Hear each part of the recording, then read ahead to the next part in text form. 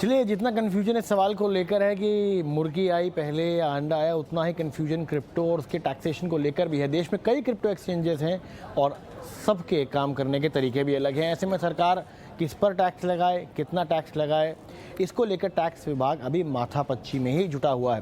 पहले रिपोर्ट देख लेते हैं, फिर इस पर चर्चा भी करेंगे।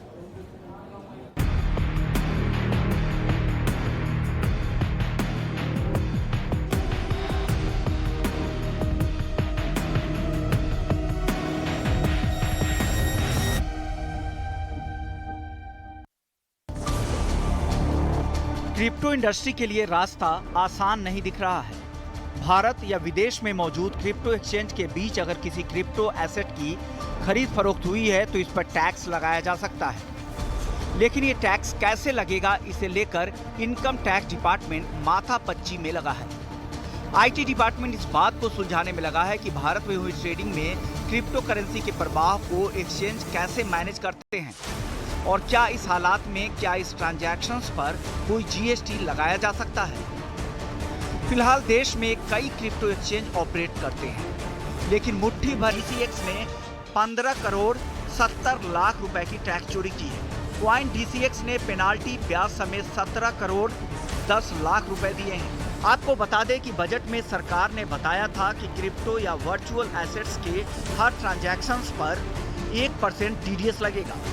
क्रिप्टो से हर मुनाफे पर 30% टैक्स लगेगा, लेकिन एक्सचेंजों के साथ टैक्सेशन कैसे होगा, इसे लेकर क्रिप्टो करेंसी एक्सचेंजेस को लगता है कि क्रिप्टो पर टैक्सेशन को लेकर नियम अब भी साफ नहीं है।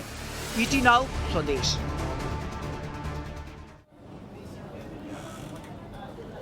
चलिए, कन्फ्यूजन काफ़ी है, कोशिश करते हैं इसको समझने की। हमारे साथ Siddharth Sogani, founder and CEO Crebaco मौजूद हैं। सिद्धार्थ, कैसे प्रोनाउंसिएशन होता है इसका?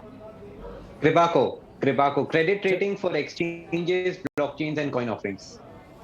चलिए, तो मैंने ऑलमोस्ट सही बोला है। आगे बढ़ते हैं। सबसे पहले कन्फ्यूजन कहाँ है जीएसटी को लेकर, टैक्सेशन को लेकर, टैक्स अथॉरिटीज़ के मन में भी और मोस्ट इम्पॉर्टेंटली जो एक्सचेंजेस हैं उनके मन में भी?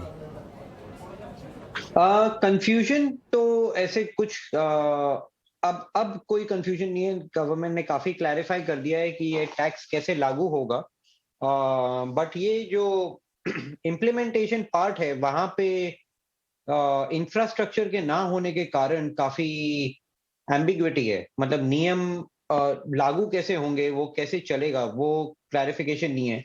जैसे आप मनीष पांडे जो हैं एक सांसद, उनका मैं सुन रहा था, उन्होंने काफी अच्छे से एक्सप्लेन किया कि अगर कोई एक्सचेंज से खरीद के अपने मेटामास्क में ट्रांसफर करता है, वहां से आगे ट्रांसफर करता है, कोई स्मार्ट कॉन्ट्रैक्ट बनाता है, तो हर स्टेज पे जो टीडीएस लगता है, इस वजह से आपका कैपिटल उस टीडीएस के अंदर कैद होते जाता है, तो आपका लिक्विडिटी कम हो जाता है। तो क्रिप्टो में हजारों ट्रांजैक्शंस होते हैं, और ये अगर आपका जैसे आप अपने एक सेविंग अकाउंट से, आपका स्टेट बैंक में एक अकाउंट है और एक बैंक ऑफ इंडिया में एक अकाउंट है, और आपने यहाँ से वहां ट्रांसफर लिया, तो उस पर आपको टैक्स या टीडीएस नहीं लगता है। आपका वो इंटरनल ट्रांसफर है। बट इसमें ये चीज साफ नहीं करी गई है कि अगर आपका एक एक्सचेंज में पैसा है और आप दूसरे मेटामास्क वॉलेट में डाल रहे हैं या दूसरे एक्सचेंज में डाल रहे हैं, उसमें टीडीएस लगना चाहिए या नहीं लगना चाहिए, या उसको कैसे अप्लाई करना चाहिए, ये नियमों पे अभी भी कंफ्यूजन है। जो अभी फिलहाल जीएसटी की जो रेट्स हुई, जहाँ पर ये बात हुई कि टैक्स चोरी हुई है, तो दोनों क्रिप्टो एक्सचेंजेस ने बात की कि हमें तो बहुत ज़्यादा जानकारी थी ही नहीं कि हमारी जो खुद की कॉइन्स हैं उन पे भी अलग तरह के जीएसटी ले। क्या आपको लगता है कि अब वो जो कन्फ्यूजन है वो क्लियर हो गई है ऑलमोस्ट? ये टैक्स चोरी नहीं कहा जाना चाहिए। ये बिल्कुल सही कह रहे हैं एक्सचेंजेस की उनको जानकारी नहीं थी। जब आप आपका खुद की कंपनी का कोई कॉइन लॉन्च करते हैं और आपके प्लेटफॉर्म पे यूज होता है, तो वो यूटिलिटी टोकन है। जैसे आपके एयरलाइन रिवॉर्ड पॉइंट्स होते हैं, या क्रेडिट कार्ड के रिवॉर्ड पॉइंट्स होते हैं, तो वो उनका एक यूटिलिटी या एक मार्केटिंग एक मार्केटिंग के तौर पे वो लोग देखते हैं उसको। हाँ, वो कॉइन ट्रेड होता है, उस पे ट्रांजैक्शंस होते हैं, उसके ऊपर आपको टैक्स भरना पड़ता है, दैट्स ओके। बट अगर वो ये कह रहे हैं कि हमारा ही कॉइन है और हमने इस पे जीएसटी नहीं लगाया है, तो लगाना चाहिए। बट इनकी उसको जानकारी नहीं थी। ये नियम अगर साफ हो जाए तो ये कोई प्रॉब्लम नहीं है, क्योंकि उन्होंने बाकी सारे कॉइन्स पर दिया और खुद के कॉइन पर नहीं दिया। तो जैसे कि आपने कहा कि इसमें नियम साफ हो जाए, कौन कौन से एरियाज हैं जहाँ पे अभी भी आपको लगता है कि थोड़ी सी क्लैरिटी की और ज़रूरत है सरकार की तरफ से? एक तो ये जो ऑफसेट करने वाला जो इनका क्लैरिफिकेशन आया है कि आपने अगर बिटकॉइन में इन्वेस्ट किया और इथीरियम में भी इन्वेस्ट किया, बिटकॉइन में नफा किया क्रिप्टो और इथीरियम में नुकसान किया, तो आप उसको सेट ऑफ नहीं कर सकते लॉसेस को, यू स्टिल हैव टू पे टैक्सेस। आप अगर रिलायंस में इन्वेस्ट कर रहे हैं और टाटा में इन्वेस्ट कर रहे हैं, एक में आपने प्रॉफिट किया एक में लॉस किया, तो आप उसको सेट ऑफ कर सकते हैं। आप गोल्ड या सिल्वर में इन्वेस्ट कर रहे हैं, एक में प्रॉफिट एक में लॉस किया, तो आप उसको सेट ऑफ कर सकते हैं। स्टॉक्स और कमोडिटीज के प्रॉफिट लॉस को भी आप सेट ऑफ कर सकते हैं, बट क्रिप्टो में जो बाइफरकेशन है वो क्लैरिफाई नहीं किया है काफी। बहुत सारे ऐसे कॉइन्स होते हैं जिनमें आपका कंप्लीट कैपिटल भी वाइप ऑफ हो सकता है, राइट? तो अगर आपका कैपिटल भी खत्म हो गया तो भी आपको टैक्स देना है। ये सारी चीजें सेंस नहीं करती है, it is not sensible. Also मेरे हिसाब से टैक्स स्लैब होना बहुत जरूरी है। आप कोई भी डेवलप्ड कंट्री के अंदर आप देख लीजिए, आप जापान देख लो, अमेरिका, जर्मनी, लंदन, यहाँ सब जगह क्रिप्टो टैक्सेस स्लैब वाइज लगाए जाते हैं। दैट मीन्स 5% से शुरू होता है और 45% तक के स्लैब्स में जाता है, जितनी आपकी इनकम हो उस बेसिस पर। यहाँ पे फ्लैट टैक्स है, मतलब अगर कोई पान वाला इसको खरीदना चाह रहा है, 1000 रुपए का उसने खरीद लिया, ही विल, और जो इनकम टैक्स फाइल नहीं करता है उसको भी टैक्स फाइल करना पड़ेगा। तो ये सारी चीजों को काफी ईज करना चाहिए, क्योंकि ये करंट जो टैक्स इकोसिस्टम जो इन्होंने इंट्रोड्यूस किया है, ये इंडस्ट्री को इनडायरेक्टली ग्रो होने से रोक रहा है। एज अ बायर मुझे किस चीज़ का ध्यान रखना चाहिए, क्योंकि अभी तक तो मैं कोई टैक्स भरता नहीं था, अब उसके बाद बजट में आया कि 30% टैक्स होना पड़ेगा।